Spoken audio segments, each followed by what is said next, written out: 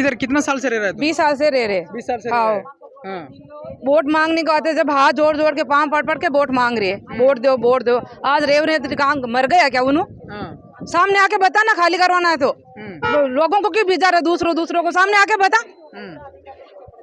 Current bill नहीं भरे, tax bill नहीं भरे, पानी का बिल नहीं भरे, सब भरे उसको।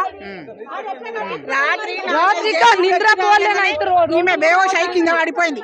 రాత్రి హాస్పిటల్ తీసుకపోయి వచ్చింది. ప్రాణాలు పోతే ఎట్లా? పిల్లలు ఎట్లా? చిన్న పిల్లలు ఉన్నారు ఆమెకు. ఇంట్లో అత్తమ్మ వాళ్ళు ముసలి పిల్లలు ఎక్కడ పోతారు చెప్పు? ఏ రాత్రి ఎవడొస్తాడు అన్నట్టు భయం. 12 వరకు రోడ్ల మీద కూర్చున్నాం.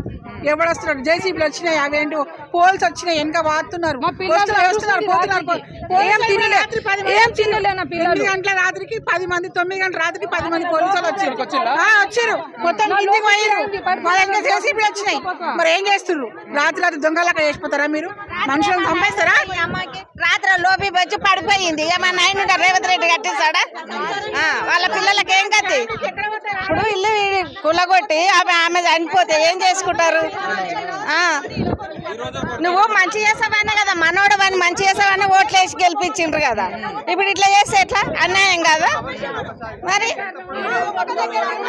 कुछ भी नहीं होना हम लोगों को, तो डबल बेडरूम नहीं होना, कुछ भी नहीं, हमारा घर होना मेरे का, और कुछ भी नहीं होना। ऐसा है तो उसको बोल, रेवंत रेड्डी को सामने आके बता हम लोगों को, पब्लिक के सामने आना। घर पे ऑफिस में बैठे बैठे क्या कर रहा हूँ, ऑर्डर चला रहा, सामने आके बता हम लोगों को, जब उसको मालूम चलता पब्लिक क्या है। థింగ్ ఏంది అంటే నిన్న చాలా గవర్నమెంట్ అఫీషియల్స్ వచ్చారు, రెవెన్యూ ఆఫీసర్స్ వచ్చారు, ఎంసీహెచ్ వాళ్ళు వచ్చారు, పోలీసులు వచ్చారు, మిలిటరీ వచ్చారు, ఎవ్రీథింగ్ దే కేమ్ హియర్. ఒకటి మేము అడిగేది ఏంటంటే ఇది FTL జోన్ అని చెప్పారు. గవర్నమెంట్ ఏమైనా గడ్డి తింటుందన్న? సామాన్యులు తప్పు చేసి ఉండొచ్చు, మేము తప్పు చేసినాం, వాడు గడ్డి తింటుండా? గవర్నమెంట్ రేవంత్ రెడ్డి ఏమైనా గడ్డి తింటుండా? ఒకప్పుడు మేము ఇక్కడ కట్టేటప్పుడు, ఇప్పుడు రిజిస్టర్ ఆఫీస్ పోయినాం, రిజిస్టర్ చేయించుకున్నాం, స్టాంప్ డ్యూల్ చేసినాం, 5-6 లక్షలు కట్టాం మేము. అర్థమవుతుందా? వాళ్ళ అయ్యే ఇంట్లోకి ఇచ్చిండు, వాళ్ళ లంచోడు లేదు కదా. మేము కట్టినాం, ఎందుకు స్టాంప్ వేసారు, ఎందుకు చేసి ఇప్పుడు ఎందుకు బాధ పెడతారు? ఒకప్పుడు ఇచ్చిందా లే, తీసుకునేదా లే, ఇది పద్ధత?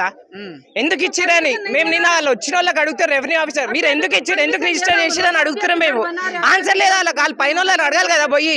మేము తప్పు చేసినాం, ఎవరు కబ్జా చేసిండు? వాళ్ళ అయ్యే కబ్జా, ఎవరు చేసిన కబ్జా చేసే తీసుకోవే వచ్చి ఎవరు కబ్జా చేసారు? ఆడొచ్చిండు ప్రతిదీ నో అబ్జెక్షన్ తీసుకొని లోన్లు కట్టుకుంటున్నా 50-60 లక్షలు. వాళ్ళ అయ్య కడతాడా రేపు?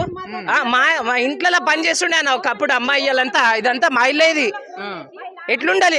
పోనీ నో అబ్జెక్షన్ ఇచ్చింది ఎందుకు గవర్నమెంట్? ఇప్పుడు వచ్చి ఎందుకు తీస్తుందంటే నాకు అర్థం కాదు.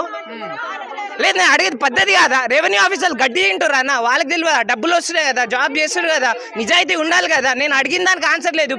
జనాలని మా అమ్మాయిని పక్కన లాసేసి RBX ఆశపోతారు. వాళ్ళు ఎందుకు? వాళ్ళకి జీతాలు ఎందుకు? వాళ్ళకి దేనికన్నా ఉండాలి కదా పద్ధతి. నువ్వు జాబ్ చేసినట్టు ఎథికల్గా ఉండాలా. ఇప్పుడు నేను అడిగింది ఏంటంటే, నాకు పేపర్లు లేవా, నా దగ్గర రిజిస్టర్ పేపర్లు లేవా, గవర్నమెంట్ స్టాంప్ లేదా, అన్ని ఉన్నాయి కదా. నేను అడిగిన క్వశ్చన్కి ఆన్సర్ చేయాలా? లాగేజ్ పడేసి స్టాంప్ పేజ్ పోతారు. అది వాళ్ళ పని. వాళ్ళ పైన వాళ్ళని అడగమని ఇట్లా అడుగుతారు. ఆయన వెనక వెళ్ళామను లాగేజ్ పోతే ఇది దౌర్జన్యం కాదా? డెమోక్రటిక్ కంట్రీ అంటారు దేనికన్నా? అది అయ్యి వచ్చింది డిక్టేటర్షిప్ లేక వచ్చిండు రేవంత్ రెడ్డి చేస్తా అంటే అయిపోతారు డిక్టేటర్షిప్. వన్ సావుకి మేము బోమా, మేము సావమీడ అని చంపుతాం పక్క. అవునన్నా రివర్ బెడ్ అంటుండు, ఏదో డెవలప్మెంట్ అంటుండు. ఇప్పుడు ఇల్లులు తీస్తాడు, దాంతో ఆయన బిల్డింగ్ కడతాడు కదా, సేమ్ బిల్డింగ్ కదా, ఏం డెవలప్మెంట్ అది? అంటే మా సమాధుల మీద కడతాడు ఆయన, మా సమాధుల మీద కడతాడా? అంటే తీసేసి ఇంకో బిల్డింగ్ వస్తుంది, అప్పుడు వాటర్ ఫ్లో అంటాడు, సోద్ అంటాడు, ఏదో అంటాడు. ఎట్లయితుంది అన్న అది? ఆ బిల్డింగ్ లో అట్ అవుతాడు. పోనీ 10-15 ఇయర్స్ నుంచి ప్లాన్ ఉన్నది, మమ్మల్ని ఎందుకు ఇక్కడ ఆక్యుపై చేసినారు, ఎందుకు కన్స్ట్రక్ట్ చేయించారు, ఎందుకు రిజిస్ట్రేషన్ చేయించుకోరు అన్నది మాది. మేము అడిగేది ఏమో తప్ప ఎవడు ఆన్సర్ చేయడు. ఏ కార్పొరేట్ ఎవరు వస్తారు? అందరు గమ్మునున్నారు అన్న. ఈ గవర్నమెంట్ అఫీషియల్స్, ఈ సోషల్ వెబ్సైట్ వాళ్ళు అందరు గమ్మునున్నారు. మేము అడగాలంటే సామాన్య వాళ్ళు వస్తారు, ముందుకు వస్తారు, మాట్లాడుతారు, అంతే అవుతుంది. కానీ ఇది కాదు, మాకు ఆన్సర్లే రావట్లే అన్న. ఈ చాతనంతనం కాదా? అవునా కదా? ఒకప్పుడు FTL అన్నప్పుడు ఎవరికి ఇవ్వద్దు, అర్థమవుతుందా? వచ్చి డైరెక్ట్ గా చెప్పకుండా 1-2 days టైం ఇవ్వకుండా హైడ్రా వచ్చి కూల్చేస్తే ఎట్లా? వాని ఇల్లు కూల్స్తే ఊరుకుంటాడా? పోనీ నేను పోయి కూల్చలేనా అన్న? సామాన్యుడు ఏం చేయలేడా? వాడు బయట జనాల్లోకి రాడా? ఎప్పుడు ఏం చేయలేడా జనాలు అనుకుంటే? చెప్తున్నా నేను చెప్తున్నా. ఇక కుక్కట్పల్లి నా రిలేటివ్స్ ఉంటారు, ఈడుంటారు, నిన్న అంతా మా అమ్మని లాగేసి పడేస్తారు వాళ్ళు. పద్ధతి ఇది? నేను అడిగింది ఒకటే సార్, నాకు రిజిస్టర్డ్ ల్యాండ్ ఉన్నా, నన్ను ఎందుకు లాగుతుర్రా బై? డబ్బులు కట్టినా నేను, ఆ డబ్బులు నాకు తిరిగి దీని ల్యాండ్ వాల్యూ నేను పోతా అంటున్నా. నేను ఎందుకు పోవాలి? నేను తప్పు చేసింది మీరు గవర్నమెంట్, మేము కాదు. మాకు ఇచ్చిన ల్యాండ్ ఎందుకు మేము చెయ్యమని అనంటాం. వాళ్ళు ఇచ్చింది రిజిస్టర్ చేసింది వాళ్ళు కదా. ఆ రోజే పోయా అని చెప్పి మాకు రిజిస్టర్ ఆఫీస్ లో పంపించుండే. రిజిస్టర్ ఆఫీస్ లో లంచాలు ఎట్లా తింటారు తెలుసా? కొడుకులు ఎట్లా తింటారు తెలుసా నీకు? ఏ టైంలో అన్న ఇప్పటికి తింటారు, అందరు తింటారు. ఈ ఫండ్స్ వస్తున్నాయి, రేవంత్ రెడ్డి కూడా వేసుకుంటాడు వెనకాల డబ్బులు. అందరికి తెలియదా? ఏంది ఎవరిని కావాలా? పేదల మీద ఎందుకు కొడుతారు జనాలు? నాకు అర్థం కాదు. తప్పు మేము ఏడా చేసినాం, వాడు రిజిస్టర్ చేసింది వాని తప్పన్నా. ఆ రోజే చేసేటప్పుడు కాదువే నువ్వు పొమ్మంటే మేము పోమా? నేను అందరినీ అడుగుతున్నా, ఎంఆర్ఐ అందరినీ. వాళ్ళు ఎందుకు జీతాలు తీసుకుంటారు? బేసిక్ ఆన్సర్ క్వశ్చన్ ఆన్సర్ చేయకపోతారు వాళ్ళు.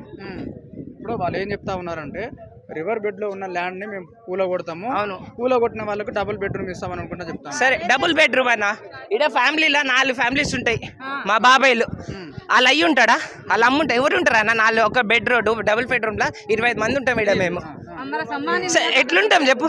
సరే నువ్వు చెప్పన్నా, నీకు అర్థమని చెప్పు. సామాన్యుడివి ఇప్పుడు 2 BHK లో 25 మంది ఉంటాం ఇక్కడ మొత్తంలో. ఈ బిల్డింగ్ మొత్తం 2 BHK సమానమా? ఇది న్యాయమా? పోనీ ఒక 2 BHK ఒక ఇంటికి ఇస్తా అంటే ఇది న్యాయమా? పోనీ తెలియదా ఆయనకి? సో మీరు మొత్తానికి స్టాండ్ అవుతారు ఇక్కడ? ఇక్కడే స్టాండ్ అయితే మా బుల్డోజర్ చేస్తాడా ఏం చేస్తాడు? నేను తీసుకోతాను ఇంటి మీదకి, భయమే లేదన్నా. వాడు మన సర్వెంట్ ఎవడైతే రేవంత్ రెడ్డి ఉన్నాడో, he has to serve us. అర్థమవుతుందా? ఇది డెమోక్రటిక్ కంట్రీ, పీపుల్ కంట్రీ. ఇది వాడు డిక్టేటర్షిప్ చేసి నేను చేస్తా అంటే అది కాదు. ఇప్పుడు వచ్చి this is not at all, this is really unfair. ఇది నన్ను అడిగితే ఆ 2 BHK ఇస్తాడు. పోతాం మన ఊరు అవతల పోతాం, ఏడో ఉంటాం. మాకు పిల్లలు లేరా? మాకు హాస్పిటల్ జరాల్లో ఏం రా? మా అమ్మ పడ్డది నిన్న నైట్. అర్థమవుతుందా? ఇప్పుడు ఆడ స్కూళ్ళు ఉన్నాయా? హాస్పిటల్లో ఏమున్నాయి? ఇదే నా గవర్నమెంట్ ఆలోచించేది పేదల కోసం. ఏం ఆలోచించి ఏం కట్టింది ఆడ? పోనీ దగ్గర ఏమైనా అయిందంటే ఆడ 9-10 ఫ్లోర్ ఇస్తారు, దిగనికే చచ్చిపోతాడు పేషెంట్. అర్థమవుతుందా? మొన్న 3 days ముందు డెలివరీ అయిన నా ఫ్రెండ్ వాళ్ళ అమ్మ అక్కడ ఆమెను బయటికి లాగే స్కూల్ చేసిరా నాలు. అరే ఇంత జ్ఞానం లేదు, ఇంత బుద్ధి లేదన్నా. అర్థమవుతుందా? Government should act for people. మా కోసం పనిచేయాలి. అర్థమవుతుందా? సెన్స్ లేకుండా ఇట్లాంటి పని, మినిమం కామన్ సెన్స్ అన్న. మనిషి అనేటోడు చేయడు, అది ఎవడైనా కానీ అన్న. అందరు రావాలా?